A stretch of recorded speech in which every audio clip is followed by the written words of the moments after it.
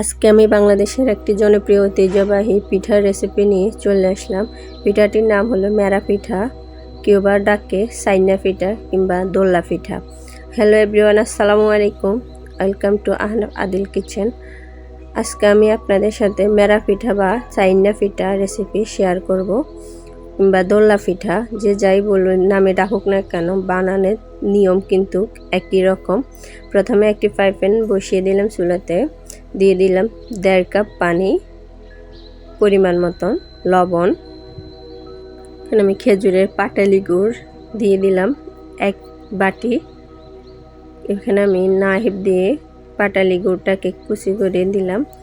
গুড়টাকে দিয়ে আমি নাড়বো না, ঢাকনা দিয়ে ঢেকে এরকম বলক আসা পর্যন্ত অপেক্ষা করব। বলক চলে আসছে, এবার এখানে আমি শুকনো চালের গুঁড়ো দিয়ে দিলাম 1.5 কাপের মতো, দিয়ে দিলাম উঁচু করে 1 বাটি কুচি করা নারকেল। এখানে আমি কোরানো নারকেল ব্যবহার করি নাই, কুচি করা নারকেল ব্যবহার করছি, কারণ পিঠা যখন খেতে যাবেন তখন দাঁতের নিচে নারকেল পড়লে আসলে খুব ভালো লাগবে পিঠাগুলো খেতে।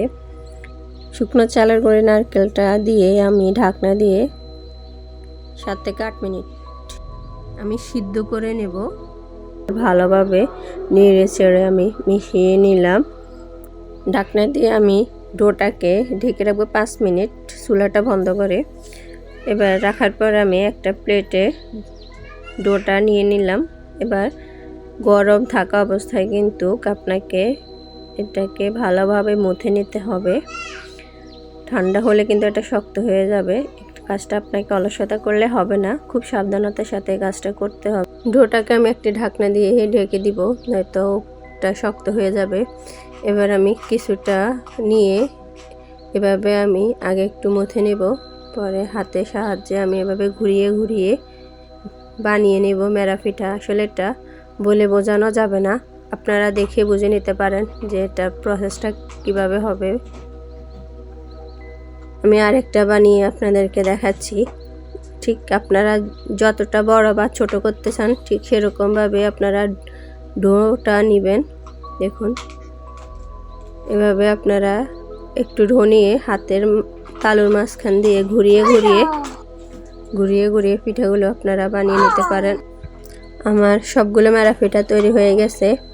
আমি এখানে 1.5 কাপ চালের গুঁড়া দিয়ে প্রায় 18 থেকে 20টা মেরা পিঠা তৈরি করে নিলাম। দেখুন, একদম পারফেক্টলি মেরা পিঠাগুলো তৈরি করে নিলাম।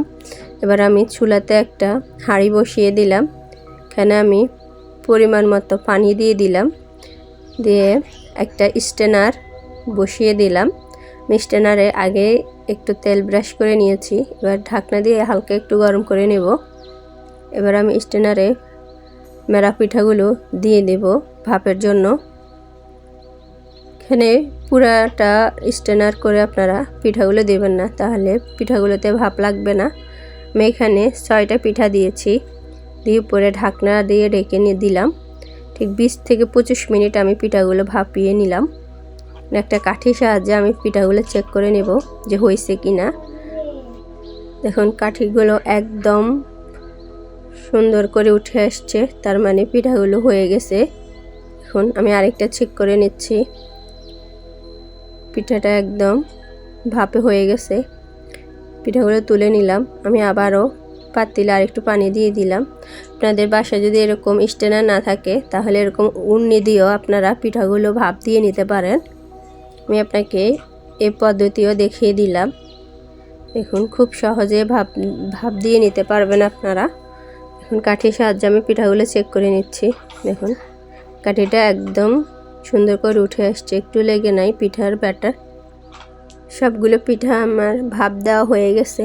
দেখুন, খুব সুন্দর কালার আসছে, এবং আমি আমার জীবনে প্রথম মেরা পিঠাগুলো বানিয়েছি।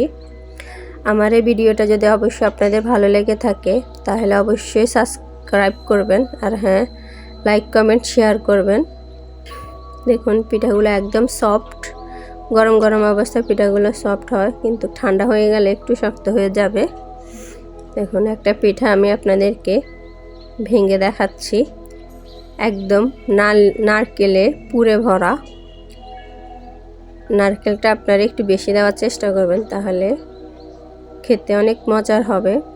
আর ভিডিওটা ভালো লাগলে অবশ্যই লাইক করবেন, শেয়ার করবেন, আর হ্যাঁ অবশ্যই আমার চ্যানেলটি সাবস্ক্রাইব করে রাখবেন। ধন্যবাদ সবাইকে।